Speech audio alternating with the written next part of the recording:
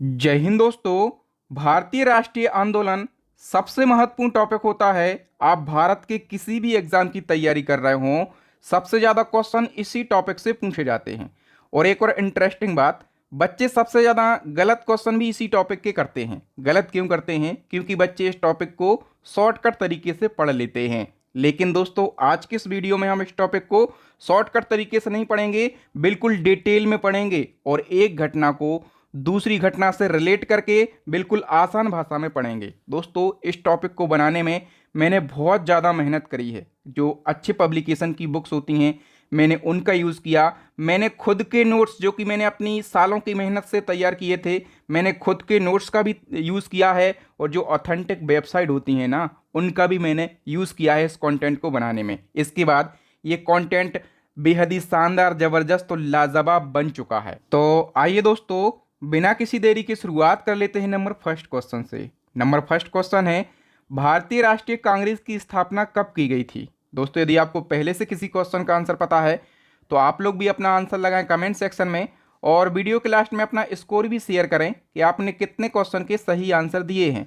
तो दोस्तों, भारतीय राष्ट्रीय कांग्रेस की स्थापना सभी को पता होगी, 1885 में करी गई थी। सी ऑप्शन करेक्ट होता है। मैंने कहा था कि सभी चीज़ों को हम बिल्कुल डिटेल में डिस्कस करेंगे। तो अब देखो, भारतीय राष्ट्रीय कांग्रेस के बारे में, इसकी स्थापना हुई थी 28 दिसंबर 1885 को। पूछा जाता है कहाँ पर इसकी स्थापना हुई थी, तो गोकुलदास तेजपाल संस्कृत कॉलेज मुंबई में स्थापना हुई थी। और इसके संस्थापक कौन थे? ए ओ होम। इनका पूरा नाम है एलन ऑक्टेवियन होम। ठीक है, कहाँ के थे ये? तो ये स्कॉटलैंड के निवासी थे। ठीक है। और दोस्तों, दादा भाई नौरोजी ने भारतीय राष्ट्रीय कांग्रेस का नामकरण किया है। ठीक है, याद रखना। पहले इसका नाम क्या था? भारतीय राष्ट्रीय संघ इसका नाम था। और कांग्रेस की स्थापना के समय वायसराय थे लॉर्ड डफरिन। और कांग्रेस के पहले अध्यक्ष बनाए गए ब्योमेश चंद्र बनर्जी। कांग्रेस के प्रथम मुस्लिम अध्यक्ष बनाए गए बदरुद्दीन तैयब जी। कांग्रेस के प्रथम अंग्रेज अध्यक्ष जॉर्ज यूल को बनाया गया। और दोस्तों, ये कांग्रेस के सबसे युवा अध्यक्ष भी थे, जॉर्ज यूल। ठीक है। फिर हम बात करें दोस्तों, जो कांग्रेस की प्रथम महिला अध्यक्ष थी, उनका नाम था एनी बेसेंट। ये पहली महिला अध्यक्ष थी। और कांग्रेस की प्रथम भारतीय महिला अध्यक्ष कौन थी? तो ये थी सरोजनी नायडू। तो ये कांग्रेस के बारे में जो प्राइमरी और महत्वपूर्ण फैक्ट होते हैं, वो सारे मैंने आपको बता दिए। ठीक है। नंबर सेकंड क्वेश्चन में हम बात करेंगे बंगाल विभाजन की। और दोस्तों, हमने पूरा कंटेंट इसी तरीके से अरेंज किया है। हमने एक क्वेश्चन रखा, बाद में उस क्वेश्चन के रिगार्डिंग जितने भी फैक्ट, जितने अदर क्वेश्चन बन सकते हैं, उनको समझा दिया है। और दोस्तों, ये शानदार तरीका होता है पढ़ने का, क्योंकि आपको ये भी पता चल जाता है कि एग्जाम में किस प्रकार के क्वेश्चन पूछे जाते हैं और सारी डिटेल भी आपको पता चल जाती है। तो बताइए दोस्तों, 1905 में बंगाल विभाजन किस वायसराय के शासनकाल में हुआ था? तो दोस्तों, बंगाल विभाजन लॉर्ड कर्जन के शासनकाल में हुआ था। नंबर बी पे लिखा है लॉर्ड कैनिन। कैनिन के समय में क्या हुआ था? तो दोस्तों, कैनिन के समय में 1857 की क्रांति हुई थी। ठीक है। फिर नंबर सी पे लिखा है लॉर्ड डफरिन। इसके समय में मैं आपको पहले बता चुका हूं, लॉर्ड डफरिन के शासनकाल में कांग्रेस की स्थापना हुई थी। ठीक है। अभी हम क्वेश्चन में बात कर रहे थे बंगाल विभाजन की। तो बंगाल विभाजन अंग्रेजों ने क्यों किया? हिंदू और मुसलमानों की एकता को तोड़ने के लिए, फूट डालने के लिए और राज करने के लिए। तो बंगाल को दो भागों में बांट दिया, पश्चिमी बंगाल और पूर्वी बंगाल। ठीक है। पश्चिमी बंगाल की हम बात करें दोस्तों, तो पश्चिमी बंगाल में कौन कौन से भाग आते थे? तो एक पश्चिमी बंगाल, बिहार और उड़ीसा, ये तीन हिस्से आते थे। ठीक है। और पश्चिम बंगाल की राजधानी कलकत्ता के लिए बनाया गया। और यहाँ की जनसंख्या थी 5 करोड़ 40 लाख। इस जनसंख्या में सबसे ज़्यादा हिंदू थे, मुसलमान मात्र 90 लाख थे। इसलिए जो पश्चिम बंगाल है, ये हिंदू बाहुल्य वाला एरिया था। फिर जो दूसरा भाग था पूर्वी बंगाल, इसमें कौन कौन से हिस्से थे? तो पूर्वी बंगाल और असम था। इसकी राजधानी ढाका के लिए बनाया गया। 3 करोड़ 10 लाख यहाँ की जनसंख्या थी। और इसमें हिंदू कम थे, 1 करोड़ 20 लाख हिंदू थे। मतलब ये जो पूर्वी बंगाल है, ये मुस्लिम बाहुल्य वाला एरिया था। दोस्तों, अब हम बंगाल विभाजन के सभी महत्वपूर्ण फैक्टों को देख लेते हैं। तो मैं आपको बता चुका हूँ बंगाल विभाजन का उद्देश्य क्या था, हिंदू और मुसलमानों की एकता को तोड़ना। बंगाल विभाजन की घोषणा कब की गई थी? 19 जुलाई 1905 को। और घोषणा करी थी वायसराय लॉर्ड कर्जन ने। जैसे ही बंगाल विभाजन की घोषणा होती है, इसके विरोध में 7 अगस्त 1905 को स्वदेशी आंदोलन की घोषणा कर दी जाती है और बहिष्कार प्रस्ताव पास कर दिया जाता है। और बंगाल विभाजन लागू कब होता है? अभी तो घोषणा हुई 19 जुलाई 1905 को, लागू होता है 16 अक्टूबर 1905 को। और जब 16 अक्टूबर 1905 को बंगाल विभाजन लागू होता है, पूरे देश में रोष और विरोध की लहर फैल जाती है। ठीक है, फिर जो भारतीय हिंदू मुस्लिम वो 16 अक्टूबर को शोक दिवस मनाते हैं। रविन्द्रनाथ टैगोर जो हैं आह्वान करते हैं और रविन्द्रनाथ टैगोर के आह्वान पर 16 अक्टूबर 1905 को रक्षाबंधन दिवस मनाया जाता है। रक्षाबंधन दिवस में हिंदू भाई मुस्लिम भाई की कलाई पर राखी बांधता है, मुस्लिम भाई हिंदू भाई की कलाई पर राखी बांधता है। और दोस्तों, बंगाल विभाजन के अवसर पर ही रविन्द्रनाथ टैगोर ने एक गीत लिखा था, अमर सोनार बांग्ला, जो आगे चलकर 1971 में बांग्लादेश का राष्ट्रगान बना। नेक्स्ट क्वेश्चन आ गया, बताओ बंगाल विभाजन के विरोध में कौन सा आंदोलन शुरू हुआ था? तो बंगाल विभाजन के विरोध में स्वदेशी आंदोलन शुरू हुआ था। ओके, फिर इस प्रकार से भी क्वेश्चन पूछा गया था कि बंगाल विभाजन के विरोध में जब स्वदेशी आंदोलन चला तब आंध्र प्रदेश में यह आंदोलन किस नाम से जाना गया? तो दोस्तों, जो स्वदेशी आंदोलन है जो कि बंगाल विभाजन के विरोध में चलाया गया था, आंध्र प्रदेश में ये आंदोलन वंदे मातरम आंदोलन के नाम से जाना गया। और ये क्वेश्चन पूछा गया क्वेश्चन है। ठीक है, सारे क्वेश्चन रिपीटेड क्वेश्चन है। बताइए, जो स्वदेशी आंदोलन था इसका प्रभाव किस क्षेत्र पर सर्वाधिक पड़ा? तो सबसे ज़्यादा स्वदेशी आंदोलन का प्रभाव बंगाल में पड़ेगा, क्योंकि इसी के विभाजन के विरोध में ये आंदोलन चलाया गया था। फिर इसी क्रम में नेक्स्ट क्वेश्चन है, 1905 में बनारस में हुए कांग्रेस अधिवेशन की अध्यक्षता किसने की थी, जिसमें स्वदेशी आंदोलन और बहिष्कार प्रस्ताव को समर्थन मिला था? तो दोस्तों, 1905 में जो कांग्रेस का बनारस अधिवेशन हुआ था, इसकी अध्यक्षता गोपाल कृष्ण गोखले ने करी थी और इसी अधिवेशन में स्वदेशी आंदोलन और बहिष्कार प्रस्ताव को समर्थन मिला था। फिर एक और क्वेश्चन का आंसर बताइए कि स्वदेशी आंदोलन के समय ब्रिटिश पत्रकार कौन था जिसने आंदोलन का समर्थन किया और भारत में अंग्रेजों की आलोचना की? तो देखो दोस्तों, कितना सच्चा पत्रकार रहा होगा। ब्रिटिश पत्रकार था ये, इसने स्वदेशी आंदोलन का समर्थन किया था और भारत में अंग्रेजों की आलोचना की थी। उस पत्रकार भाई का नाम है H.W. नेविंसन। ठीक है, सी ऑप्शन हमारा करेक्ट आंसर हो जाएगा। ठीक है, कुछ भारतीय भी रहे हैं जिनने जलियांवाला बाग हत्याकांड की मुखबरी करी थी। हंसराज नाम का भारतीय गद्दार, 1919 में जो जलियांवाला बाग हत्याकांड हुआ था ना, उसमें जो सभा चल रही थी उस सभा की मुखबरी इसी नाम की व्यक्ति ने करी थी। ठीक है, तो अच्छे और बुरे व्यक्ति हर जगह मिल जाएंगे। नेक्स्ट क्वेश्चन है, 1905 में सर्वेंट ऑफ इंडिया सोसाइटी यानी कि भारत सेवक समाज की स्थापना किसने करी थी?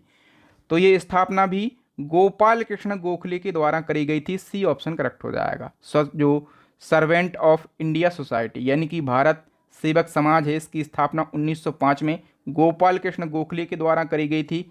इस समाज का उद्देश्य क्या था? नौजवानों को सार्वजनिक जीवन के लिए प्रशिक्षित करना। गोपाल कृष्ण गोखले, इनका एक उपनाम पूछा जाता है, इनको भारत का ग्लैड स्टोन कहा जाता है। गोपाल कृष्ण गोखले के जो गुरु हैं उनका नाम पूछा जाता है, तो इनके गुरु थे महादेव गोविंद रनाडे। और दोस्तों, महात्मा गांधी जी के राजनीतिक गुरु कौन थे? तो गांधी जी के राजनीतिक गुरु थे गोपाल कृष्ण गोखले। मतलब ये गांधी जी के गुरु जी के बारे में हम पढ़ रहे हैं। ठीक है, मुस्लिम लीग की बात आ जाती है। ठीक है, तो 1905 के बाद 1906 में मुस्लिम लीग की स्थापना होती है।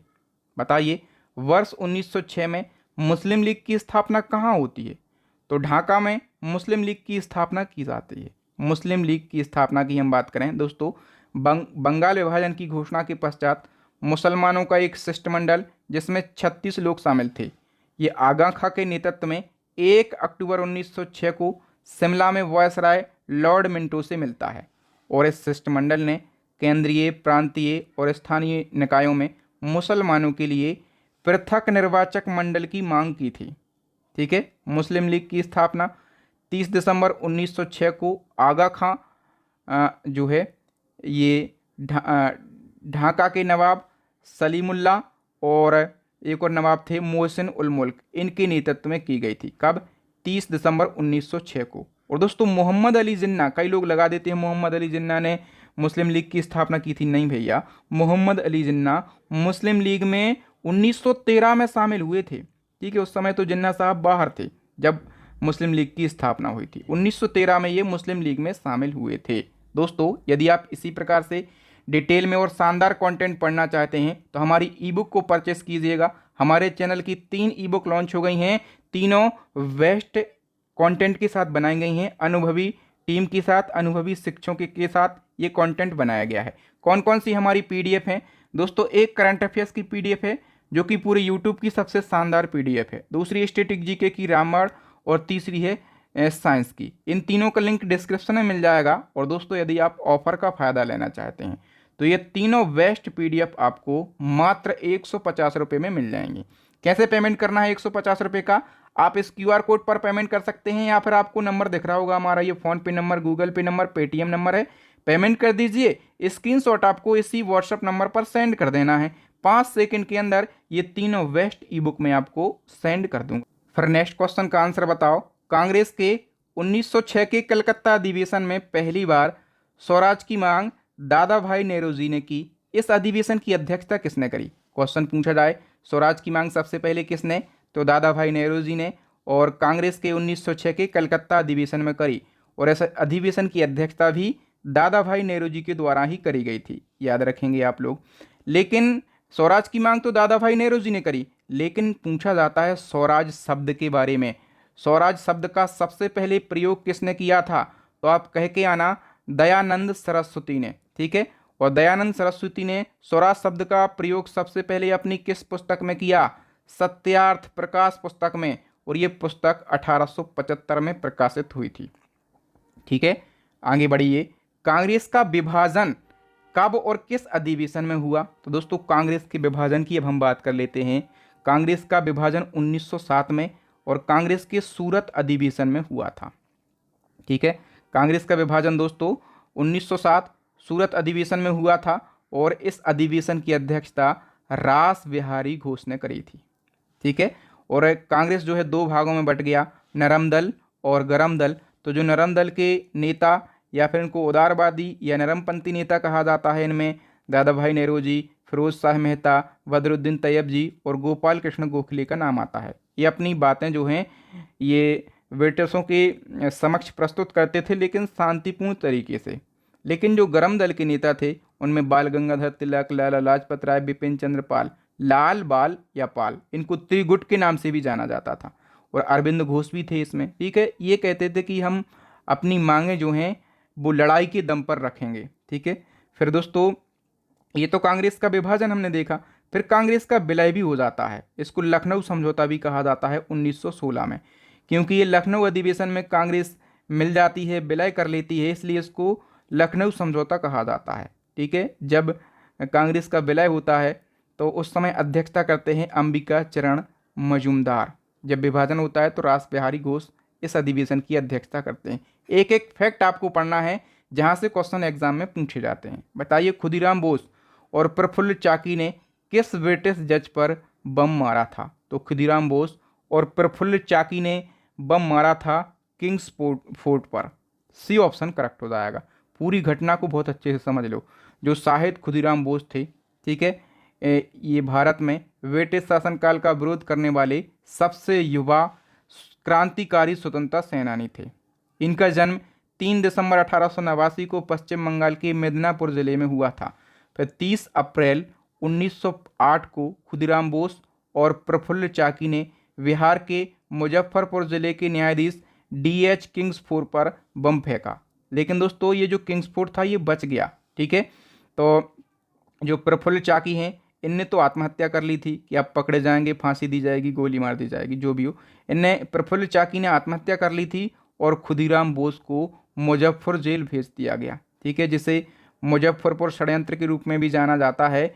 और दोस्तों 11 अगस्त 1908 को मात्र 18 साल की उम्र में उन्हें फांसी पर लटका दिया गया। खुदीराम बोस सबसे कम उम्र में फांसी पाने वाले क्रांतिकारी बने। तो खुदीराम बोस के लिए सत सत नमन।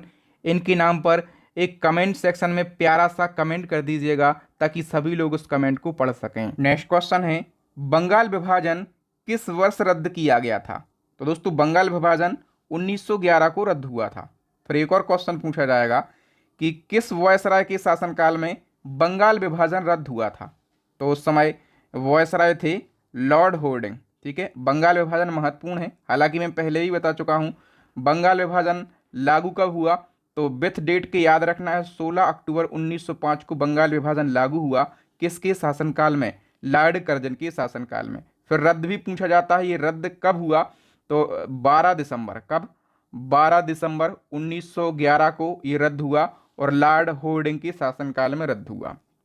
नेक्स्ट क्वेश्चन है, किस वर्ष लॉर्ड होर्डिंग द्वितीय ने इंग्लैंड के सम्राट जॉर्ज पंचम और महारानी मेरी के भारत आगमन पर दिल्ली में भव्य दरबार का आयोजन किया? पूछा जाता है दिल्ली में भव्य दरबार का आयोजन कब किया गया था, तो इसका करेक्ट आंसर हो जाएगा दोस्तों 12 दिसंबर 1911 को। ठीक है, इसी दरबार में बंगाल विभाजन को रद्द करने और भारत की राजधानी कलकत्ता से दिल्ली स्थानांतरण करने की घोषणा की गई थी। दो घोषणाएं की गई थी, एक तो बंगाल विभाजन को रद्द करना और दूसरी घोषणा थी जो भारत की राजधानी कलकत्ता है तो कलकत्ता से दिल्ली स्थानांतरण करना। ठीक है, नेक्स्ट क्वेश्चन है, कोमागाटा मारू जहाज के यात्रियों को किस देश में उतरने से रोक दिया गया था? दोस्तों ये भी प्रसिद्ध घटना है। एक जहाज था, इसमें बहुत सारे भारतीय यात्री बैठे थे। ठीक है, और इनको कनाडा में उतरने से रोक दिया गया था। थोड़ी सी हम डिटेल जान लेते हैं। उस जहाज का नाम था कोमागाटा मारू, एक जापानी जहाज था जो कि 1914 में 376 भारतीय यात्रियों को लेकर कनाडा पहुंचा था। इन यात्रियों का उद्देश्य क्या था, तो कनाडा में बसना, लेकिन उन्हें कनाडा के नस्लवादी कानूनों के कारण उतरने नहीं दिया।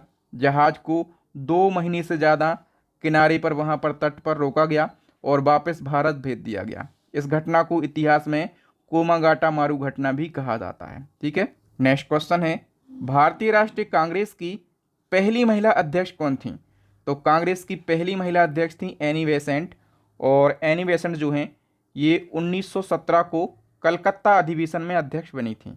इसी क्रम में आपसे पूछा जाएगा कांग्रेस की पहली भारतीय महिला अध्यक्ष कौन थी? तो कांग्रेस की पहली भारतीय महिला अध्यक्ष थी Sarojini Naidu. A option correct हो जाएगा। बताइए निम्नलिखित में से किसे महात्मा गांधी के द्वारा भारत कोकिला उपनाम दिया गया? तो भारत कोकिला किसका उपनाम है? सरोजनी नायडू का। और ये उपनाम इनको किसने दिया है? तो महात्मा गांधी जी ने इनको उपनाम दिया है। सरोजनी नायडू कांग्रेस की प्रथम भारतीय महिला अध्यक्ष थी। ये कांग्रेस के कानपुर अधिवेशन 1925 में अध्यक्ष बनी और ये स्वतंत्र भारत की पहली महिला राज्यपाल भी थी और ये उत्तर प्रदेश की राज्यपाल बनी थी। 13 फरवरी को इन्हीं के जन्म दिवस के उपलक्ष्य पर हम हर साल राष्ट्रीय महिला दिवस मनाते हैं। ये फैक्ट याद रखना।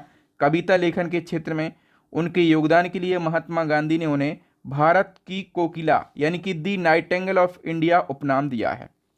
ये सारे फैक्ट महत्वपूर्ण है सरोजनी नायडू के बारे में, अक्सर पूछे जाते हैं। बताइए निम्नलिखित में से कौन सी पुस्तक सरोजनी नायडू के द्वारा नहीं लिखी गई? तो दोस्तों the broken wing, the golden threshold, the word of time, ये तीनों बुक्स जो हैं ये सरोजनी नायडू के द्वारा लिखी गई हैं। गार्डनर पुस्तक सरोजनी नायडू के द्वारा नहीं लिखी गई। तो ये बुक किसके द्वारा लिखी गई है?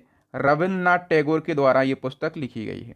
ओके, नेक्स्ट क्वेश्चन है, नस्लीय भेदभाव के खिलाफ लड़ने के लिए नेटाल इंडियन कांग्रेस की स्थापना किसने करी थी? नेटाल इंडियन कांग्रेस की स्थापना दोस्तों ये महात्मा गांधी जी के द्वारा करी गई थी। सी ऑप्शन करेक्ट हो जाएगा। कहाँ पर करी गई थी? साउथ अफ्रीका में। महात्मा गांधी जी ने दक्षिण अफ्रीका में 3-4 महत्वपूर्ण काम किए हैं और वो हमेशा एग्जाम में पूछे जाते हैं। एक तो नेटाल इंडियन कांग्रेस की स्थापना साउथ अफ्रीका में गांधी जी ने 1894 में करी थी। इंडियन ओपिनियन नाम से एक पत्र का प्रकाशन किया था गांधी जी ने साउथ अफ्रीका में 1903 में, और फीनिक्स आश्रम साउथ अफ्रीका के डरबन में इसकी स्थापना करी थी 1904 में, और टॉल स्टॉय फर्म कहाँ पर? जोहान्सबर्ग में इसकी स्थापना 1910 में करी थी गांधी जी ने। तो ये 4 महत्वपूर्ण काम हैं, हमेशा एग्जाम में पूछे जाते हैं। चारों काम गांधी जी ने साउथ अफ्रीका में किए थे। महात्मा गांधी साउथ अफ्रीका से भारत कब आए थे? अब महात्मा गांधी जी साउथ अफ्रीका से भारत आ गए हैं। कब? 1915 में। डेट भी याद रखो भैया, 9 जनवरी 1915 में, क्योंकि जब ये भारत आए 9 जनवरी को तो भारत लौट कर आए, इसलिए हम 9 जनवरी को क्या मनाते हैं? प्रवासी भारतीय दिवस मनाते हैं। ओके, नेक्स्ट है, दक्षिण अफ्रीका से भारत लौटने के बाद महात्मा गांधी ने 1916 में सबसे पहले किस विश्वविद्यालय में जनता को संबोधित किया? तो सबसे पहले गांधी जी ने 1916 में बनारस हिंदू विश्वविद्यालय में जनता को संबोधित किया था। दक्षिण अफ्रीका से लौटने के बाद गांधी जी का भारत में पहला सफल सत्याग्रह कौन सा था? अब पहला सफल सत्याग्रह पूछा जाता है तो ये था चंपारण सत्याग्रह। सी ऑप्शन करेक्ट हो जाएगा। ठीक है, कब हुआ था चंपारण सत्याग्रह? 19 अप्रैल, डेट याद रखना, 19 अप्रैल 1917 को ये शुरू हुआ। इस सत्याग्रह का उद्देश्य क्या था? नील की खेती करने वाले किसानों को न्याय दिलाना। तो ये पहला सफल सत्याग्रह माना जाता है गांधी जी का।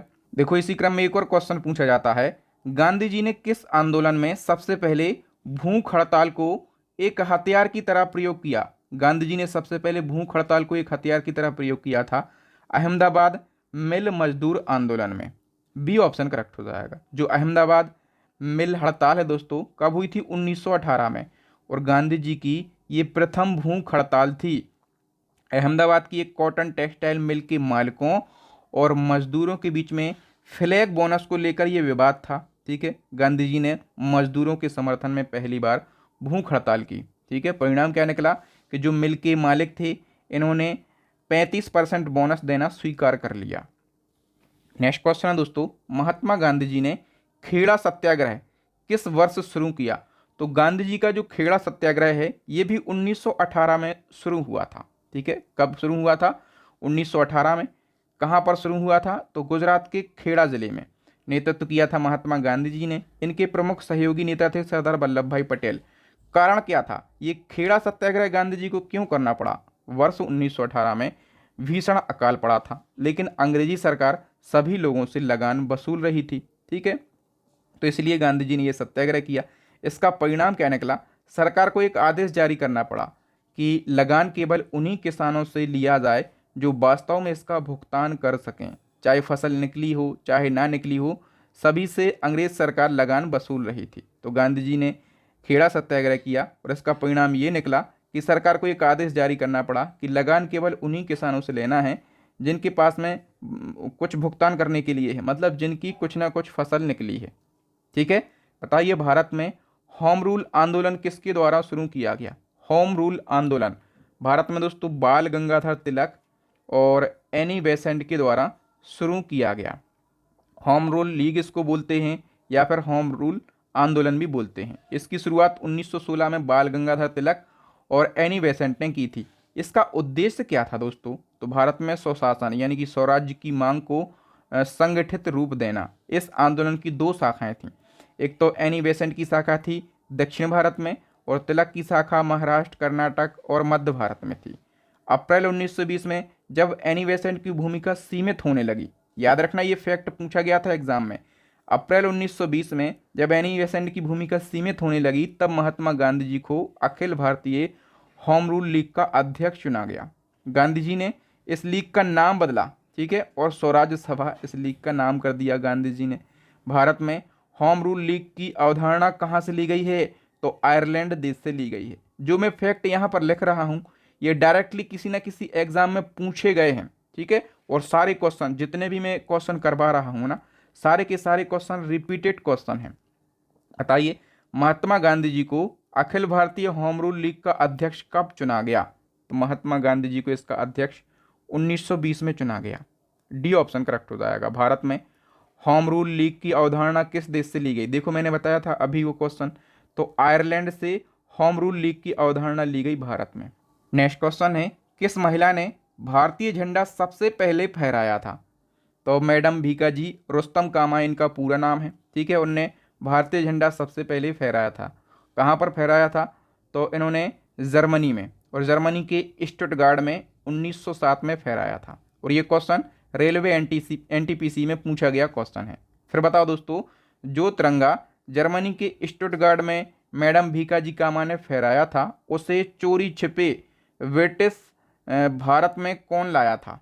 तो मैडम भीकाजी कामा के द्वारा जर्मनी में फहराया गया झंडा ब्रिटिश भारत में लाने का काम किया था इंदुलाल याग्निक ने। डी ऑप्शन करेक्ट आंसर हो जाएगा।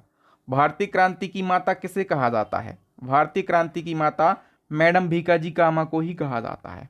ठीक है, बताइए पेरिस इंडियन सोसाइटी की स्थापना किसने करी थी? तो इसकी स्थापना मैडम भीकाजी कामा ने करी थी। ठीक है, पेरिस इंडियन सोसाइटी एक राष्ट्रवादी क्रांतिकारी संगठन था। इसकी स्थापना मैडम भीकाजी कामा ने 1905 में और कहाँ पर करी थी, तो फ्रांस के पेरिस शहर में इसकी स्थापना करी गई थी। इसी क्रम में दोस्तों एक और क्वेश्चन बनता है, भारतीय उपद्रव का पिता किसे कहा जाता है। भारतीय क्रांति की माता तो हमने पढ़ लिया मैडम भीकाजी कामा, भारतीय उपद्रव का पिता कहा जाता है बाल गंगाधर तिलक को। सी ऑप्शन करेक्ट हो जाएगा, ठीक है। और भारतीय उपद्रव का पिता बाल गंगाधर तिलक को किसने कहा, ये क्वेश्चन भी बनता है एग्जाम में। तो इनका नाम था बैलेंटाइन चिरोल, ठीक है। इनके द्वारा बाल गंगाधर तिलक को भारतीय उपद्रव का पिता कहा गया।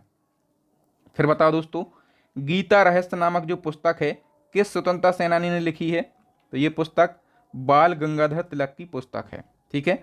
और ये पुस्तक किस भाषा में लिखी गई, काफ़ी फेमस पुस्तक है, मराठी भाषा में, और इसका प्रकाशन 1915 में हुआ। और बाल गंगाधर तिलक ने इस पुस्तक की रचना कहाँ पर करी, बर्मा की मांडले जेल में, पूछा जाता है, ठीक है। मांडले जेल में इस पुस्तक की रचना करी थी बाल गंगाधर तिलक ने, ठीक है। बाल गंगाधर तिलक ने निम्न में से कौन सी किताब जेल में लिखी, देखो पूछा गया है। तो तिलक साहब ने जो गीता रहस्य नाम की पुस्तक है ये जेल में लिखी है, ठीक है। कहाँ, बर्मा की मांडले जेल में। नेक्स्ट क्वेश्चन है, बाल गंगाधर तिलक ने स्वराज्य मेरा जन्म सिद्ध अधिकार है का नारा कब दिया, तो इनने ये नारा 1916 में दिया था। स्वराज्य मेरा जन्म सिद्ध अधिकार है और मैं इसे लेकर रहूंगा, ये नारा बाल गंगाधर तिलक का नारा है। 1916 में इनने ये नारा दिया था। नेक्स्ट क्वेश्चन है, गणपति उत्सव की शुरुआत 1893 में किसके द्वारा करी गई, तो इसकी शुरुआत भी बाल गंगाधर तिलक के द्वारा करी गई। 1893 से पहले क्या गणपति उत्सव मनाया नहीं जाता था, मनाया जाता था। घरों में गणपति जी की पूजा हमेशा से होती रही है, लेकिन सार्वजनिक रूप से एक उत्सव के रूप में बड़े फॉर्म में गणपति उत्सव की शुरुआत बाल गंगाधर तिलक ने करी है। एक और क्वेश्चन पूछा जाता है दोस्तों, निम्नलिखित में से किसने आम लोगों में राष्ट्रवाद की भावना जगाने के लिए शिवाजी महोत्सव की शुरुआत करी, तो गणपति उत्सव और शिवाजी महोत्सव की शुरुआत बाल गंगाधर तिलक ने करी, ठीक है। शिवाजी महोत्सव की शुरुआत इनने करी 1895 में, ठीक है। नेक्स्ट क्वेश्चन है, स्वतंत्रता आंदोलन के दौरान केसी नामक समाचार पत्र किसने शुरू किया था, तो दोस्तों केसी नामक समाचार पत्र ये बाल गंगाधर तिलक ने शुरू किया था। तिलक साहब के 2 समाचार पत्र काफ़ी बड़े फेमस हुए और इन समाचार पत्रों ने भी क्रांति लाई। सबसे पहले आप समाचार पत्रों के नाम याद रखो, एक का नाम है केसरी समाचार पत्र और तिलक साहब का जो दूसरा समाचार पत्र है उसका नाम है मराठा। और यहाँ से कन्फ्यूजन के लिए 2 बातें पूछी जाती हैं, जो केसरी नामक समाचार पत्र है किस भाषा में प्रकाशित हुआ, तो आप कहेंगे ये मराठी भाषा में प्रकाशित हुआ 1881 में, ठीक है। फिर जो मराठा है ये पूछा जाता है, तो मराठा समाचार पत्र ये अंग्रेजी में प्रकाशित हुआ था। मराठा समाचार पत्र देखकर मराठी भाषा नहीं लगाना है, अंग्रेजी भाषा लगाना है, ठीक है। अब देखो मैंने आपसे कहा है कि जो इनके जो समाचार पत्र थे इनने भी क्रांति में बहुत बड़ा योगदान दिया है। कैसे योगदान दिया है, देखो बाल गंगाधर तिलक को लोकमान्य तिलक के नाम से कब कहा जाने लगा, तो इनको लोकमान्य तिलक कहा जाने लगा जब सरकार ने इन्हें रैंड हत्या मामले में आरोपी बनाया था, तब से इनको लोकमान्य तिलक के नाम से जाना जाने लगा। मैं आपको पूरी घटना बता देता हूँ। घटना है दोस्तों 1897 की। उस समय बम्बई और पुणे प्लेग बीमारी की चपेट में था। बुरी तरीके से प्लेग बीमारी बम्बई और पुणे में फैली थी, ठीक है। और उस समय पुणे में एक पुलिस अधिकारी पदस्थ था, उसका नाम था WC रैंड, ठीक है। तो ये क्या कर रहा था, प्लेग बीमारी का प्रचार प्रसार रोकने के लिए, मतलब ये बहुत ज़्यादा ना फैल जाए तो उसका प्रसार रोकने के लिए तरीकों को अपना रहा था। सब अपनाते हैं, जिसकी सरकार है वो अच्छा काम करती है, लेकिन इसके तरीके कैसे थे, क्रूर तरीके थे। गलत तरीके से वो प्लेग बीमारी के प्रसार को रोक रहा था। क्या कर रहा था ये, जो लोग बीमारी से ग्रसित हैं उनके घरों को आग लगा देता था, जला देता था, ठीक है, ताकि बीमारी अन्य लोगों को ना लग जाए, बीमारी ज़्यादा फैल ना जाए। और दोस्तों जहाँ तक कि जो रोग से प्रभावित लोग हैं उनकी गोली मारकर हत्या की जा रही थी, ठीक है। तब तिलक साहब आए और उन्होंने अपना समाचार पत्र प्रकाशित किया केसरी, ठीक है। और इस समाचार पत्र में WC रैंड के जो क्रूर तरीके थे इसका विरोध किया जा रहा था। लोगों ने केसरी समाचार पत्र को पढ़ा, लोग जागरूक हुए और जनता भड़क गई, ठीक है। और जनता में खास करके नाम आता है चापेकर बंधुओं का। तो चापेकर बंधुओं ने इस पुलिस अधिकारी WC रैंड और अन्य पुलिस अधिकारियों की हत्या कर दी। ठीक है, हत्या कर दी। तो चापेकर बंधुओं को तो सजा मिली ही, साथ में बाल गंगाधर तिलक पर भी आरोप लगाया गया कि आपने जनता को उकसाया है। ठीक है, तो इस आरोप में तिलक साहब 18 महीने के लिए जेल भी गए, और जब वो जेल से निकले तो उनको लोकमान्य की उपाधि दी गई। लोकमान्य का अर्थ होता है लोगों का प्रिय नेता। समझ गए आप लोग ये घटना। और यहाँ से क्वेश्चन भी बनते हैं। ठीक है, पूछा जाता है डब्ल्यू.सी. रेंड को किसने मारा था, तो चापेकर बंधुओं ने मारा था। ठीक है, बताइए किसने भारत में 19वीं शताब्दी के अंत में प्लेग की जांच करने में विफलता के कारण पूना के पुलिस कमिश्नर डब्ल्यू.सी. रेंड की गोली मारकर हत्या कर दी थी। तो देखो मैंने अभी बताया था आपको किसने हत्या करी थी, दामोदर चापेकर। दो भाई थे। ठीक है, तो चापेकर बंधुओं का नाम यहां पर आता है। सी ऑप्शन हमारा करेक्ट आंसर हो जाएगा। बताइए गदर पार्टी के संस्थापक का क्या नाम है, तो गदर पार्टी के संस्थापक हैं लाला हरदयाल। डी ऑप्शन करेक्ट हो जाएगा। गदर पार्टी जो कि 1913 में संयुक्त राज्य अमेरिका में भारतीयों द्वारा स्थापित की गई थी, उसके पहले अध्यक्ष कौन थे, तो गदर पार्टी के पहले अध्यक्ष सोहन सिंह भकना थे। बी ऑप्शन करेक्ट हो जाएगा। गदर पार्टी की स्थापना 1913 में अमेरिका के सैन फ्रांसिस्को में हुई थी। गदर का अर्थ क्या होता है, गदर मचा देंगे, विद्रोह इसका अर्थ होता है। और इसके संस्थापक लाला हरदयाल, इसके पहले अध्यक्ष सोहन सिंह भकना। ठीक है, उद्देश्य क्या है, उद्देश्य क्या था इसका, तो भारत से ब्रिटिश शासन को उखाड़ फेंकना इसका प्रमुख उद्देश्य था। नेक्स्ट क्वेश्चन है 1904 में अभिनव भारत समाज किसके द्वारा स्थापित किया गया। अभिनव भारत समाज वीडी सावरकर के द्वारा स्थापित किया गया। दोस्तों जो अभिनव भारत है ये एक गुप्त संगठन था, और इसकी स्थापना 1904 में वीडी सावरकर और उनके भाई गणेश दामोदर सावरकर ने करी थी। और दोस्तों ये जो संगठन है ये सशस्त्र विद्रोह में विश्वास करता था, जिसने कई ब्रिटिश अधिकारियों की हत्याओं को भी अंजाम दिया था। एक और क्वेश्चन पूछा जाता है सावरकर से कि किस स्वतंत्रता सेनानी ने जेल की दीवारों पर महाकाव्य कमला लिखा। दोस्तों जो कमला है ये महाकाव्य है, और ये जेल की दीवारों पर लिखा गया। ठीक है, किसके द्वारा, वीडी सावरकर के द्वारा। किस जेल में लिखा गया, तो उस समय अंडमान की काला पानी की जेल थी, उसको कहा जाता है सेलुलर जेल। ठीक है, तो इस जेल में लिखा गया, और ना तो पेन था, ना कलम थी, ना कागज था, तो कैसे लिखा गया, बहुत कठिन परिस्थिति रही होगी। तो इस महाकाव्य की रचना जो है दीवारों पर नाखून और कोयले से लिखकर करी गई थी। बताइए रॉलेक्ट एक्ट को कब पारित किया गया। दोस्तों रॉलेक्ट एक्ट ये 18 मार्च 1919 को पारित हुआ। ए ऑप्शन करेक्ट हो जाएगा। फिर काला कानून के नाम से प्रसिद्ध एक्ट कौन सा है, काला कानून, ये रॉलेक्ट एक्ट को ही कहा जाता है। ठीक है, नो अपील नो दलील का कानून किसे कहा जाता है, तो रॉलेक्ट एक्ट को ही नो अपील नो दलील का कानून कहा जाता है। बिना पूछे ताछे गिरफ्तारी कर ली जाती थी। ठीक है, फिर दोस्तों बताइए रॉलेक्ट एक्ट पर विचार के लिए कांग्रेस का विशेष अधिवेशन बुलाया गया, इसके अध्यक्ष कौन थे। जब रॉलेक्ट एक्ट पारित हुआ तब कांग्रेस का एक स्पेशल अधिवेशन हुआ, स्पेशल मीटिंग हुई, और इस स्पेशल मीटिंग की अध्यक्षता दोस्तों हसन इमाम के द्वारा करी गई। ठीक है, 1918 में ये अधिवेशन बुलाया गया और मुंबई में, और हसन इमाम के द्वारा इसकी अध्यक्षता करी गई। नेक्स्ट क्वेश्चन है किस व्यक्ति ने रॉलेक्ट एक्ट को जानबूझकर की गई हत्या कहकर संबोधित किया है, तो रॉलेक्ट एक्ट को जानबूझकर की गई हत्या ये CF एंड्रूज ने कहा है। बी ऑप्शन करेक्ट हो जाएगा। दोस्तों रॉलेक्ट एक्ट, भारत में उस समय राष्ट्रीय आंदोलन उभर रहे थे। ठीक है, तो भारत में राष्ट्रीय आंदोलनों को कुचलने के लिए अंग्रेजों ने एक कानून बनाया, उसको कहा गया रॉलेक्ट एक्ट। इसमें क्या होता था कि केवल संदेह के आधार पर किसी भी क्रांतिकारी व्यक्ति को गिरफ्तार कर लिया जाता था। ठीक है, और ये एक्ट लागू हुआ 18 मार्च 1919 को। इस एक्ट का आधिकारिक नाम भी पूछ लिया जाता है तो अराजक और क्रांतिकारी अपराध अधिनियम 1919 इसका आधिकारिक नाम है। इस एक्ट को बिना अपील, बिना वकील और बिना दलील का कानून, या फिर इसको काला कानून भी कहा जाता है। ठीक है, और इस कानून के तहत दोस्तों क्या हो रहा था, क्रांतिकारियों की गिरफ्तारी हो रही थी। और इसी क्रम में 9 अप्रैल 1919 को पंजाब के दो लोकप्रिय नेता डॉक्टर सत्यपाल और सैफुद्दीन किचलू को पुलिस ने गिरफ्तार कर लिया। देखो अब इन दो व्यक्तियों को गिरफ्तार किया गया। ठीक है, इन्हीं की गिरफ्तारी के विरोध में और रॉलेक्ट एक्ट के विरोध में अभी जलियांवाला बाग में एक सभा होगी। ठीक है, तो याद रखना दोस्तों, मैं सारी चीज़ों को रिलेट करके और बिल्कुल क्रम से पढ़ा रहा हूं ताकि कहानी की तरह आपको ये चीज़ें याद हो सकें। बताइए, जलियांवाला बाग हत्याकांड किस दिन गठित हुआ था? तो जलियांवाला बाग हत्याकांड 13 अप्रैल 1919 को गठित हुआ था। ठीक है, मैंने आपको क्या बताया था, 9 अप्रैल को 2 क्रांतिकारी जो हैं उनको गिरफ्तार कर लिया था। तो मैं आपको बताता हूं जलियांवाला बाग हत्याकांड की पूरी कहानी। कब हुआ?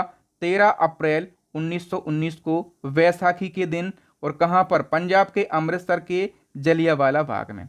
कारण क्या था दोस्तों? तो कारण था रॉलेट एक्ट पारित हुआ था। ठीक है, तो रॉलेट एक्ट का लोग विरोध कर ही रहे थे और 2 क्रांतिकारियों को गिरफ्तार भी किया गया था 9 अप्रैल को, सैफुद्दीन किचलू और डॉक्टर सत्यपाल। तो रॉलेट एक्ट का विरोध और इन 2 क्रांतिकारियों की गिरफ्तारी के विरोध में हजारों भारतीय पुरुष, महिलाएं और बच्चे शांतिपूर्ण तरीके से सभा कर रहे थे। ठीक है, जलियांवाला बाग में। तो जनरल डायर ने बिना चेतावनी दिए भीड़ पर अंधाधुंध गोलियां चलवा दी। ठीक है, परिणाम क्या निकला? तो ऐसा मानते हैं कि 1500 लोग मारे गए। सरकार की रिपोर्ट आई थी तो उसने कहा था कि 379 लोग मारे गए, लेकिन कांग्रेस समिति ने खुद की एक वो जांच करवाई थी तो उसमें ऐसा पता चला कि लगभग 1000 लोग मारे गए, लेकिन संख्या बहुत बड़ी थी। ठीक है, जलियांवाला बाग के समय भारत का जो वायसराय है वो लॉर्ड चेम्सफोर्ड था। इस घटना की जांच के लिए हंटर कमीशन भी बनाया गया था, लेकिन हंटर कमीशन ने जो जनरल डायर था इसको निर्दोष बताया। हंटर कमीशन 14 अक्टूबर 1919 को नियुक्त हुआ था।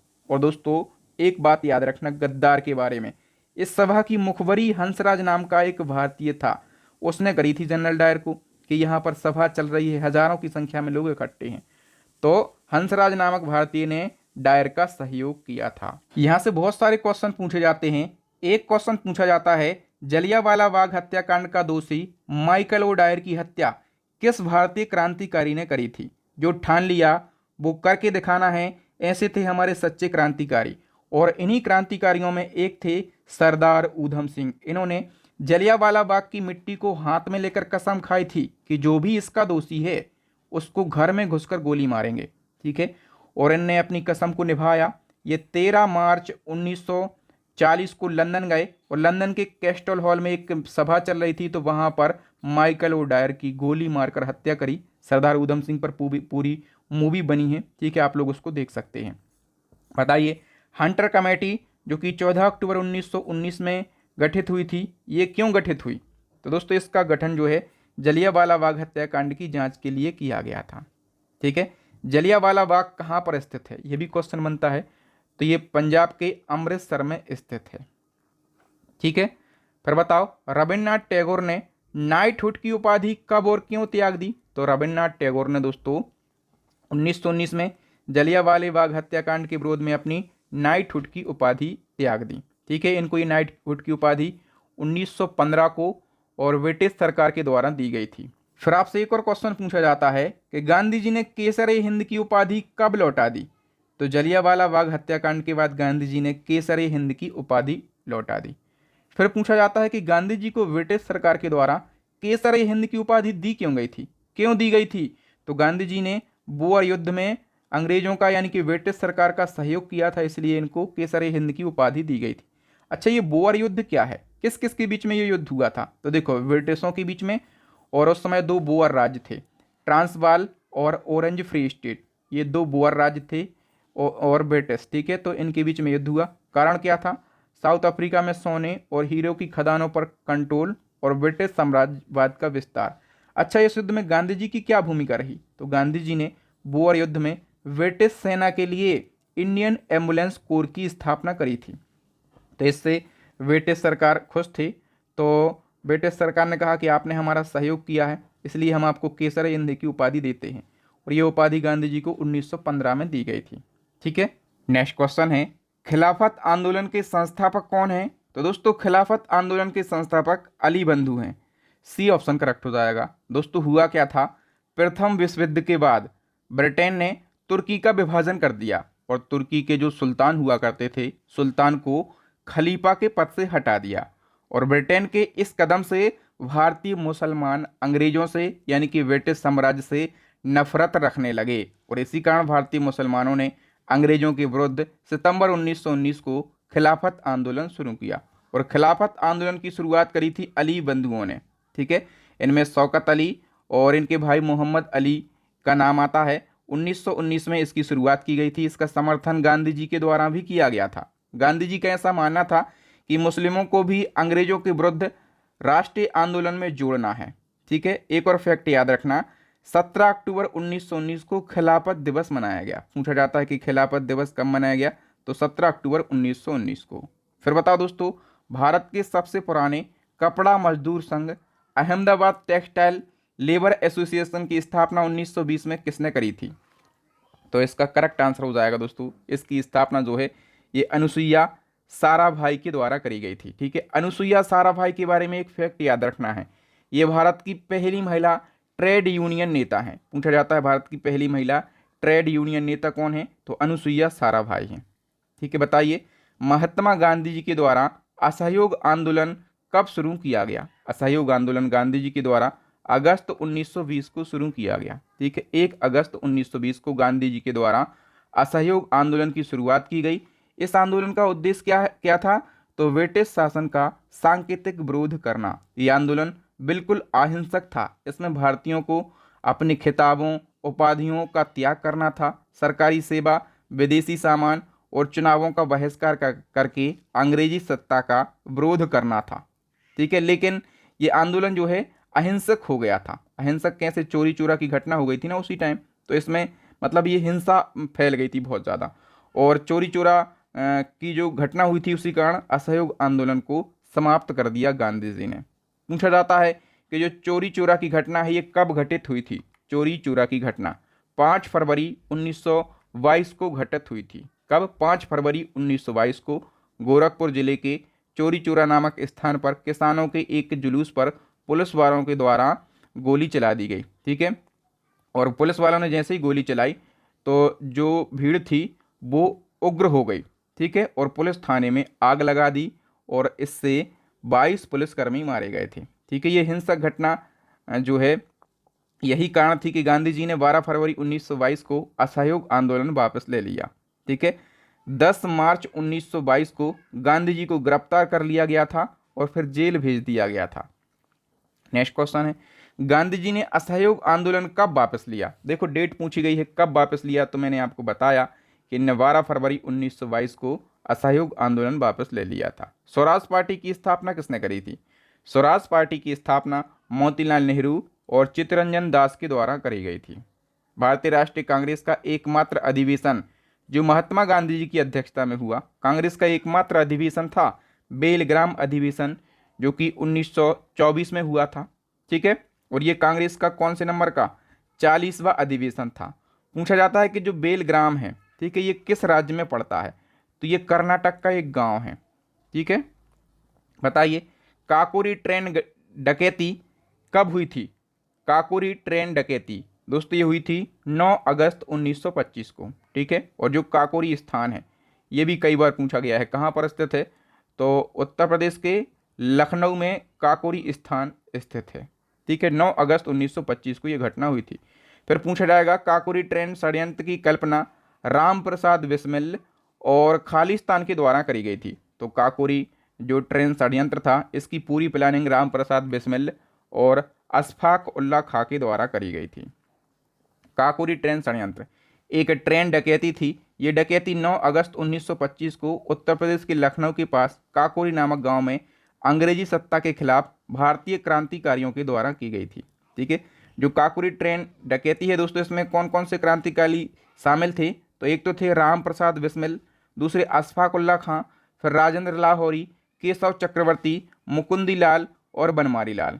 इनमें से दोस्तों राम प्रसाद बिस्मिल और अशफाक उल्ला खां और रोशन सिंह जो हैं इनको काकोरी के षड्यंत्र के आरोप में 9 दिसंबर 1927 को फांसी दे दी गई थी। ठीक है, प्रमुख क्रांतिकारियों के नाम और किन किन को फांसी दी गई थी, ठीक है, उनके नाम, ये 3 नाम जिनको फांसी दी गई थी ये आपको ज़रूर याद रखना है। बताओ वर्ष 1928 में भारत आए उस कमीशन का नाम बताइए जिसका उद्देश्य भारत की संवैधानिक व्यवस्था में सुधार करना था। तो 1928 में कौन सा कमीशन भारत आया था? Simon commission. और साइमन कमीशन का उद्देश्य क्या था? भारत की संवैधानिक व्यवस्था में सुधार करना। ठीक है, मैं आपको बता देता हूँ। जो साइमन कमीशन है इसका गठन ब्रिटिश प्रधानमंत्री के द्वारा 8 नवंबर 1927 में जॉन साइमन की अध्यक्षता में हुआ था। ठीक है, गठन कब हुआ, किसकी अध्यक्षता में हुआ? इस कमीशन में 7 ब्रिटिश सदस्य थे, एक भी भारतीय सदस्य नहीं था इसमें। और ये भारत कब आया? 1928 में ये कमीशन भारत आया। इस कमीशन का मुख्य काम क्या था? भारत की संवैधानिक व्यवस्था में सुधार करना। और साइमन कमीशन में कोई भी भारतीय ना होने के कारण दोस्तों इस कमीशन का भारतीयों ने विरोध किया और साइमन कमीशन वापस जाओ के नारे लगाए। ठीक है, और कोई भी भारतीय नहीं था इसमें, इसलिए इसको व्हाइट कमीशन भी कहा गया। इसी कमीशन के खिलाफ प्रदर्शन कर रहे थे लाला लाजपत राय। आप लोगों को याद होगा, लाला लाजपत राय प्रदर्शन कर रहे थे और इन पर पुलिस ने लाठी चार्ज कर दिया था। ठीक है, ये घायल हो गए थे बुरी तरह से और कुछ दिन बाद इनकी मृत्यु हो गई थी। ठीक है, फिर बताओ दोस्तों, बारदौली सत्याग्रह का नेतृत्व किसने किया? बारदौली सत्याग्रह सभी को पता होगा, इसका नेतृत्व किया सरदार वल्लभ भाई पटेल ने। कब हुआ बारदौली सत्याग्रह? 1928 को। ठीक है, और बारदौली कहाँ पर है? गुजरात के सूरत जिले में। कारण क्या था कि ये सत्याग्रह हुआ? तो ब्रिटिश सरकार ने 22% भूमि पर जो कर है वो बढ़ा दिया था, जबकि उस साल किसानों की फसल खराब हो गई थी। ठीक है, इसका नेतृत्व कर रहे थे सरदार वल्लभ भाई पटेल। परिणाम क्या निकला इसका? ब्रिटिश सरकार को झुकना पड़ा और भूमि का जो कर था उसको रद्द करना पड़ा। इसी आंदोलन के दौरान जो वल्लभ भाई पटेल हैं इनको सरदार की उपाधि दी गई थी। किसने दी थी उपाधि? तो जो बारदौली की महिलाएं थीं उनके कहने पर गांधी जी ने इनको सरदार की उपाधि दी थी। फिर बताओ, पूछा भी गया है, देखो वल्लभ भाई पटेल को सरदार की उपाधि किसने दी? तो सरदार की उपाधि दी है महात्मा गांधी जी ने, लेकिन किसके कहने पर? तो बारदौली की जो महिलाएं हैं उनके कहने पर। ठीक है, क्यों दी गई? तो जो वल्लभ भाई पटेल थे उनकी कुशल संगठन क्षमता के कारण। ठीक है, बारदौली सत्याग्रह में ने देखी थी क्षमता गांधी जी ने, है ना। नेक्स्ट क्वेश्चन है, किस कांग्रेस अधिवेशन में 31 दिसंबर 1929 को पूर्ण स्वराज्य की घोषणा की गई? तो पूर्ण स्वराज्य की घोषणा 31 दिसंबर 1929 को की गई और कांग्रेस के लाहौर अधिवेशन में की गई। ठीक है, इस अधिवेशन की अध्यक्षता किसके द्वारा करी गई थी? तो JL नेहरू के द्वारा इसकी अध्यक्षता करी गई थी। फिर बताओ दांडी मार्च के बारे में। दांडी मार्च में गांधी जी के साथ कितने सहयोगियों ने भाग लिया? तो करेक्ट आंसर हो जाएगा 78 सहयोगियों ने। ठीक है, जो दांडी मार्च है अंग्रेजों के द्वारा बनाए गए नमक कानून के विरोध में गांधी जी के द्वारा दांडी मार्च शुरू किया गया 78 सहयोगियों के साथ में। और ये जो मार्च है या फिर यात्रा है कहाँ से कहाँ तक हुई? तो ये साबरमती आश्रम से लेकर गुजरात के दांडी गांव तक चली। ठीक है, और ये यात्रा कब शुरू हुई? तो डेट याद रखो, 12 मार्च 1930 को शुरू हुई और ये कब तक चली? तो 6 अप्रैल 1930 तक चली और इसमें कुल 241 मील की दूरी तय की गई और अंग्रेजों के द्वारा बनाए गए नमक कानून को तोड़ा गया। ठीक है, याद रखना। नेक्स्ट क्वेश्चन है, सविनय अवज्ञा आंदोलन कब शुरू किया गया? सविनय अवज्ञा आंदोलन दोस्तों ये 12 मार्च 1930 को शुरू किया गया। एक्चुअल में सविनय अवज्ञा आंदोलन की शुरुआत गांधी जी के नेतृत्व में हुई थी। ठीक है, कब? 12 मार्च 1930 को। ठीक है, और दांडी मार्च के साथ ही इसकी शुरुआत हुई थी, याद रखना आप लोग। फिर बताओ चटगांव शस्त्रागार लूट का नेतृत्व किस क्रांतिकारी ने किया? तो ये चटगांव शस्त्रागार लूट, इसके बारे में भी आप पता रखना जरूरी है कि इसका नेतृत्व किया था सूर्य सेन ने। और ये क्या है घटना पूरी? तो देखो ये जो चटगांव शस्त्रागार लूट है ये 8 अप्रैल 1930 की घटना है। ठीक है, जो सूर्य सेन थे क्रांतिकारी, इनको मास्टर दा के नाम से भी जाना जाता था। इनके नेतृत्व में क्रांतिकारियों ने चटगांव, अब वर्तमान में बांग्लादेश में है, चटगांव के 2 ब्रिटिश शस्त्रागारों पर हमला कर दिया और इनमें जो प्रमुख क्रांतिकारी हैं वो सूर्य सेन, कल्याण दत्त, अनंत सिंह और लोकनाथ बल का नाम आता है। अच्छा, ये घटना क्यों करनी पड़ी? इसका उद्देश्य क्या था? तो इंडियन रिपब्लिक आर्मी इन लोगों ने बनाई थी और इस आर्मी के लिए हथियार और धन नहीं था। ठीक है, क्रांतिकारियों के पास तो ये सारी चीज़ें जुटानी थी ताकि अंग्रेजी हुकूमत के खिलाफ अच्छी ताकत से लड़ाई लड़ सकें क्रांतिकारी। ठीक है, परिणाम क्या निकला? तो सूर्य सेन और जो उनके अन्य क्रांतिकारी साथी थे इनको पुलिस ने पकड़ लिया और सूर्य सेन को 1933 में फांसी की सजा दी गई। नेक्स्ट क्वेश्चन है, गांधी इरविन समझौता भारत के किस आंदोलन से संबंधित था? तो दोस्तों जो गांधी इरविन समझौता है ये महात्मा गांधी जी और लॉर्ड इरविन के बीच में हुआ था। ठीक है, महात्मा गांधी जी के द्वारा इस समझौते में 11 सूत्रीय मांगे रखी गई थीं और लॉर्ड इरविन की तरफ से भी 3 मांगे रखी गई थीं। लॉर्ड इरविन की जो 3 मांगे थीं उनमें मुख्य मांग ये थी कि गांधी जी, आप जो भारत में सविनय अवज्ञा आंदोलन चला रहे हैं इसको बंद कर दीजिए और दूसरे गोलमेज सम्मेलन में भाग लेने के लिए लंदन आइए। और डिटेल से मैं आपको बता देता हूं। देखो, गांधी इरविन समझौता भारत के सविनय अवज्ञा आंदोलन से संबंधित था। ये समझौता दूसरे गोलमेज सम्मेलन से पहले 5 मार्च 1931 को महात्मा गांधी जी और लॉर्ड इरविन के बीच में हुआ था। गांधी इरविन समझौते के अनुसार गांधी जी ने सविनय अवज्ञा आंदोलन बंद कर दिया और दूसरे गोलमेज सम्मेलन में भाग लेने के लिए सहमत हो गए। मैंने आपको बताया था कि इस समझौते में गांधी जी के द्वारा 11 सूत्रीय मांगे रखी गईं और लॉर्ड इरविन की तरफ से 3 शर्तें रखी गईं। ठीक है, तो गांधी जी ने ये 3 शर्तें मान ली और गांधी जी की शर्तें लॉर्ड इरविन ने मान ली। ठीक है, और गांधी जी ने सविनय अवज्ञा आंदोलन को बंद कर दिया और कांग्रेस जो है गोलमेज सम्मेलन में भाग लेने के लिए कांग्रेस की तरफ से ये लंदन चले गए। ठीक है, और ब्रिटिश सामान का जो बहिष्कार चल रहा था वो भी गांधी जी ने कह दिया कि अब नहीं करेंगे। गांधी जी की जो 11 मांगे थी उनमें प्रमुख मांग ये थी कि भूमि कर में 50% की कमी की जाए। ठीक है, फिर दूसरी मांग थी नमक कर खत्म किया जाए और सरकार का नमक पर एकाधिकार खत्म हो जाए। ठीक है, ऐसी 11 मांगे थीं और जो लास्ट मांग थी वो थी कि आर्म्स एक्ट में परिवर्तन हो जिससे नागरिक अपनी सुरक्षा के लिए हथियार रख सकें। तो ये समझौता हुआ था गांधी जी और लॉर्ड इरविन के बीच में। फिर एक और क्वेश्चन पूछा गया था अभी एनटीपीसी में कि गांधी इरविन समझौते को और किस नाम से जाना जाता है। तो इस समझौते को दोस्तों दिल्ली समझौता भी कहा जाता है। क्या? दिल्ली समझौता। ए ऑप्शन करेक्ट आंसर हो जाएगा क्योंकि इस समझौते पर हस्ताक्षर हुए थे 5 मार्च 1931 को और दिल्ली में इस समझौते पर हस्ताक्षर हुए थे। नेक्स्ट क्वेश्चन है, हिंदुस्तान सोशलिस्ट रिपब्लिकन एसोसिएशन की स्थापना कब हुई? तो इसकी स्थापना 1928 में हुई। थोड़ी सी डिटेल जान लो आप। देखो दोस्तों, संगठन का नाम है हिंदुस्तान सोशलिस्ट रिपब्लिकन एसोसिएशन, इसको शॉर्ट में HSRA कहा जाता है। ठीक है, इसकी स्थापना 1924 में राम प्रसाद बिस्मिल ने करी थी और किस नाम से? Hindustan Republican association. ठीक है, मतलब HRA के नाम से इसकी स्थापना हुई थी। फिर क्या हुआ? 1928 में भगत सिंह, चंद्रशेखर आज़ाद और उनके साथियों ने इस संगठन में समाजवाद यानी कि सोशलिज्म शब्द को जोड़ दिया। ठीक है, और इसका नाम बदलकर HSRA किया गया। इस संगठन का उद्देश्य था ब्रिटिश शासन को समाप्त करके एक समाजवादी गणराज्य की स्थापना करना। फिर बताओ दोस्तों, एक क्रांतिकारी संगठन है नौजवान भारत सभा, इसकी स्थापना कब हुई थी? नौजवान भारत सभा की स्थापना दोस्तों 1926 में हुई थी। ठीक है, 8 अप्रैल 1926 को, और भगत सिंह और उनके साथियों ने इसकी स्थापना मिलकर करी थी लाहौर में। ठीक है, इसका उद्देश्य था युवाओं को ब्रिटिश साम्राज्यवाद के खिलाफ जागरूक करना। नेक्स्ट क्वेश्चन है, भगत सिंह और उनके साथियों ने किसका बदला लेने के लिए ब्रिटिश अधिकारी जॉन सैंडर्स की हत्या करी? तो दोस्तों आप लोगों को याद होगा साइमन कमीशन भारत आया था, सभी भारतीयों ने इसका विरोध किया था। उसी क्रम में लाला लाजपत राय भी इसका विरोध कर रहे थे। ठीक है, तो लाठीचार्ज हुआ और कुछ समय बाद लाला लाजपत राय की मृत्यु हो गई थी। ठीक है, तो इसी मृत्यु का बदला लेने के लिए भगत सिंह और उनके साथियों ने जॉन सैंडर्स की हत्या करी। लेकिन कहानी थोड़ी सी अलग है।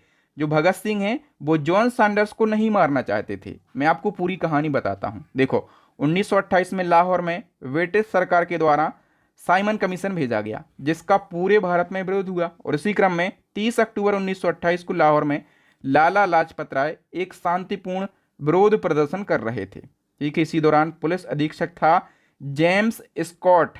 ठीक है, जेम्स स्कॉट ने आदेश दिया था और इसी के आदेश पर लाठीचार्ज हुआ था और इसी लाठीचार्ज में लाला लाजपत राय बुरी तरीके से घायल हो गए थे और कुछ समय बाद इनकी मृत्यु हो गई थी। ठीक है, तो भगत सिंह, राजगुरु और सुखदेव जेम्स स्कॉट को मारने की योजना बनाई थी इन लोगों ने। ठीक है, जेम्स स्कॉट को ये मारना चाहते थे लेकिन गलती से जॉन सैंडर्स को गोली मार दी जो कि एक पुलिस अधिकारी था। ठीक है, आगे देखो दोस्तों, क्रांतिकारी भगत सिंह, सुखदेव और राजगुरु को कब फांसी दी गई? तो दोस्तों इन तीनों को 23 मार्च 1931 को फांसी दी गई। ठीक है, कब? 23 मार्च 1931 को, और लाहौर की सेंट्रल जेल में इनको फांसी हुई। ठीक है, सजा क्यों हुई? तो एक तो वही है ब्रिटिश पुलिस अधिकारी जॉन सैंडर्स की हत्या, और एक बार इन लोगों ने सेंट्रल असेंबली में भी बम फेंका था। ठीक है, तो ये दो बड़े आरोप थे और इन्हीं आरोपों के चलते इनको फांसी दी गई। डेट याद रखना 23 मार्च 1931। दोस्तों इसी क्रम में एक और क्वेश्चन पूछा जाता है, भगत सिंह को फांसी की सजा सुनाने वाला जो न्यायाधीश है उसका नाम क्या था। दोस्तों आप लोग देख रहे होंगे क्वेश्चन का कलेक्शन, ये सारे क्वेश्चन कई बार एग्जाम में पूछे जाते हैं। और दोस्तों मैं गारंटी से बोल सकता हूं कि इतना शानदार कलेक्शन आपको ना तो किसी बुक में मिलेगा और ना किसी यूट्यूब चैनल पर मिलेगा। तो यदि आपको मेरे पढ़ाने का तरीका, कंटेंट की क्वालिटी अच्छी लगती है तो हमें सपोर्ट करने के लिए वीडियो को लाइक और ज़्यादा से ज़्यादा शेयर जरूर करना है इस वीडियो को। तो देखो दोस्तों, जब भगत सिंह के लिए फांसी की सजा सुनाई गई तो डेट पता है क्या तय हुई थी? 24 मार्च 1931 की डेट तय हुई थी, लेकिन अंग्रेज इनसे इतना डरे थे कि एक दिन पहले 23 मार्च की शाम को ही फांसी की सजा इनको दी गई। और किसने सजा सुनाई थी इनको? जीसी हिल्टन नाम के जज ने। ठीक है, बताइए मैं नास्तिक क्यों हूं, why I am an atheist, एक प्रसिद्ध क्रांतिकारी निबंध है जिसका लेखन लाहौर सेंट्रल जेल में रहते हुए किसने किया था? मैं नास्तिक क्यों हूं, ये क्रांतिकारी निबंध है और ये निबंध जो है सेंट्रल जेल लाहौर में भगत सिंह के द्वारा लिखा गया। बी ऑप्शन करेक्ट हो जाएगा। कई लोग तो बोलते हैं कि ये भगत सिंह की बायोग्राफी है, लेकिन बायोग्राफी नहीं है। ठीक है, भगत सिंह ने लेखन किया है। बताइए इंकलाब जिंदाबाद का नारा किसने दिया? तो भगत सिंह ने इंकलाब जिंदाबाद का नारा दिया। भगत सिंह एवं बटुकेश्वर दत्त ने केंद्रीय विधानसभा में किस विधेयक के विरोध में बम फेंके थे? बताइए इन लोगों ने जो केंद्रीय विधानसभा थी, असेंबली थी, उसमें किसके विरोध में बम फेंके थे? तो दोस्तों एक तो ट्रेड डिस्प्यूट बिल, इसको बोलते हैं व्यापार विवाद विधेयक, और दूसरा है पब्लिक सेफ्टी बिल। ये दो बिल ब्रिटिशों के द्वारा पारित किए गए थे और इन्हीं दो बिलों के विरोध में इन्होंने जो है सेंट्रल असेंबली में बम फेंका था। ठीक है, फिर बताओ प्रथम गोलमेज सम्मेलन किस स्थान पर आयोजित किया गया? पहला गोलमेज सम्मेलन लंदन में हुआ था। ठीक है, अंग्रेज सरकार के द्वारा भारत में संवैधानिक सुधारों पर चर्चा के लिए टोटल 3 गोलमेज सम्मेलन हुए हैं। जो पहला गोलमेज सम्मेलन है 30 नवंबर 1930, दूसरा सम्मेलन 7 सितंबर 1931 और तीसरा गोलमेज सम्मेलन 17 नवंबर 1932 को हुआ। अंबेडकर साहब ने तीनों गोलमेज सम्मेलनों में भाग लिया था। एक और याद रखना, जो दूसरा गोलमेज सम्मेलन है इसमें भारत की ओर से महिला प्रतिनिधि के रूप में सरोजिनी नायडू भी शामिल हुई थी। पूछा जाता है सरोजिनी नायडू कौन से गोलमेज सम्मेलन में शामिल हुई थी? दूसरे में। और महात्मा गांधी जी ने केवल दूसरे गोलमेज सम्मेलन में भाग लिया था, यह भी पूछा जाता है। तीनों गोलमेज सम्मेलनों के समय इंग्लैंड के प्रधानमंत्री रैमजे मैकडोनाल्ड थे। क्वेश्चन पूछा जाता है प्रथम गोलमेज सम्मेलन के समय इंग्लैंड के प्रधानमंत्री कौन थे? तो तीनों गोलमेज सम्मेलन के समय रैमजे मैकडोनाल्ड ये इंग्लैंड के प्रधानमंत्री थे। पूना पैक्ट के बारे में बताओ, पूना पैक्ट किस किस के बीच में हुआ था? तो पूना पैक्ट डॉक्टर साहब अंबेडकर और गांधी जी के बीच में हुआ था। जो पूना पैक्ट है ये पुणे की यरवदा सेंट्रल जेल में 24 सितंबर 1932 को हुआ था। और दोस्तों ये जो पैक्ट या फिर इसको हम समझौता भी बोलते हैं, ये ब्रिटिश सरकार के द्वारा प्रस्तावित कम्युनल अवार्ड के विरोध में था। देखो जो कम्युनल अवार्ड है, ठीक है, ये ब्रिटिश सरकार के द्वारा बनाई गई एक व्यवस्था थी। इसमें अलग अलग समुदायों को राजनीति में प्रतिनिधित्व दिया गया था। दलितों के लिए अलग प्रतिनिधित्व, मुस्लिमों के लिए अलग प्रतिनिधित्व। ठीक है, तो इसी कारण ये समझौता हुआ था गांधी जी और अंबेडकर के बीच में। ठीक है, और इस समझौता का परिणाम क्या निकला था? दलितों को अलग निर्वाचक मंडल नहीं मिलेगा। ठीक है, अंबेडकर साहब चाहते थे कि दलितों के लिए एक अलग निर्वाचक मंडल हो। गांधी जी ने कहा नहीं, ऐसा नहीं है, हम कुछ सीटें जो हैं वो आरक्षित कर देंगे। ठीक है, SC ST के लिए कुछ सीटें आरक्षित कर देंगे। ठीक है, तो नहीं मिलेगा, लेकिन विधानसभा में अलग से सीटें आरक्षित कर दी गई। ठीक है, ये परिणाम निकला था। पाकिस्तान शब्द सबसे पहले किसने गढ़ा? तो पाकिस्तान शब्द जो है सबसे पहले चौधरी रहमत अली ने गढ़ा था। ठीक है, याद रखना, मोहम्मद अली जिन्ना नहीं लगा देना गलती से। चौधरी रहमत अली ने पाकिस्तान शब्द को सबसे पहले गढ़ा था। पाकिस्तान नाम किस वर्ष में गढ़ा गया? तो 1933 में पाकिस्तान नाम गढ़ा गया या फिर शब्द गढ़ा गया। 1933 में पाकिस्तान शब्द को सबसे पहले चौधरी रहमत अली ने गढ़ा। वे कौन थे? एक भारतीय मुस्लिम छात्र थे जो उस समय ब्रिटेन में पढ़ रहे थे। और पाकिस्तान शब्द जो है इन क्षेत्रों के नाम से मिलकर बना है। कौन कौन? पंजाब, अफगानिस्तान, कश्मीर, सिंध और बलूचिस्तान। नेक्स्ट क्वेश्चन है, मोहम्मद अली जिन्ना ने पाकिस्तान की मांग किस वर्ष की थी? तो देखो पाकिस्तान की मांग होने लगी है, बात है दोस्तों 1940 की।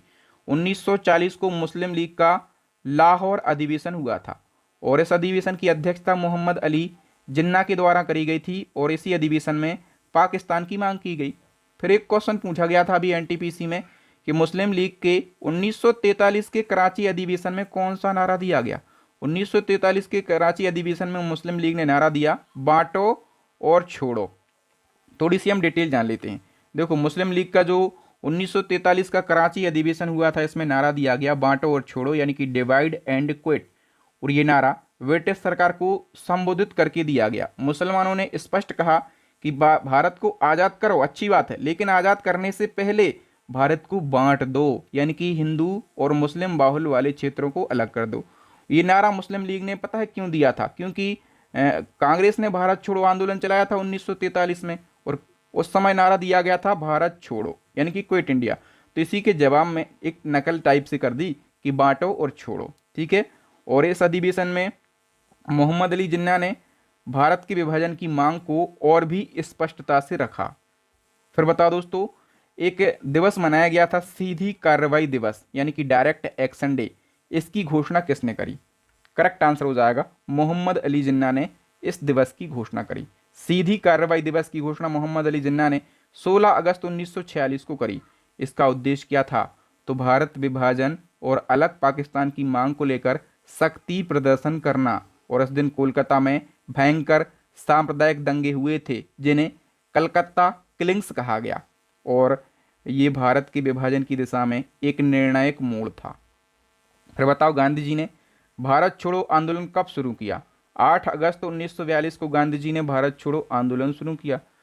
नेक्स्ट क्वेश्चन है, भारत छोड़ो आंदोलन के नेताओं को गिरफ्तार करने के लिए ब्रिटिश सरकार ने कौन सा ऑपरेशन चलाया था? तो भारत छोड़ो आंदोलन के जो नेता थे इनको गिरफ्तार करने के लिए अंग्रेजों ने ऑपरेशन 0 आवर चलाया था, ठीक है। भारत छोड़ो आंदोलन महात्मा गांधी जी के द्वारा 8 अगस्त 1942 को शुरू किया गया। चूंकि ये अगस्त महीने में शुरू किया गया, इसलिए भारत छोड़ो आंदोलन को अगस्त आंदोलन के नाम से भी जाना जाता है, ठीक है। और इसी आंदोलन में गांधी जी ने एक नारा दिया था, करो या मरो, ठीक है। तो आपसे पूछा जाता है भारत छोड़ो आंदोलन किसने शुरू किया? आप कह देते हैं कि ये महात्मा गांधी जी के द्वारा शुरू किया गया, लेकिन एक जबरदस्त वाला फैक्ट याद रखना। आपसे पता है क्या पूछा जाएगा कि भारत छोड़ो नारा किसने दिया, यानी कि क्विट इंडिया, ये नारा किसने दिया? ये नारा दिया दोस्तों यूसुफ मेहर अली ने। यूसुफ अली आप इनको बोल सकते हैं, ठीक है। भारत छोड़ो आंदोलन गांधी जी, लेकिन भारत छोड़ो या फिर क्विट इंडिया नारा यूसुफ अली ने दिया। ये क्वेश्चन पूछा गया था। बताइए, भारत छोड़ो आंदोलन के समय भारत का वायसराय कौन था? करेक्ट आंसर हो जाएगा लॉर्ड लिनलिथगो। फिर बताओ, अरुणा आसफ अली को किस लिए याद किया जाता है?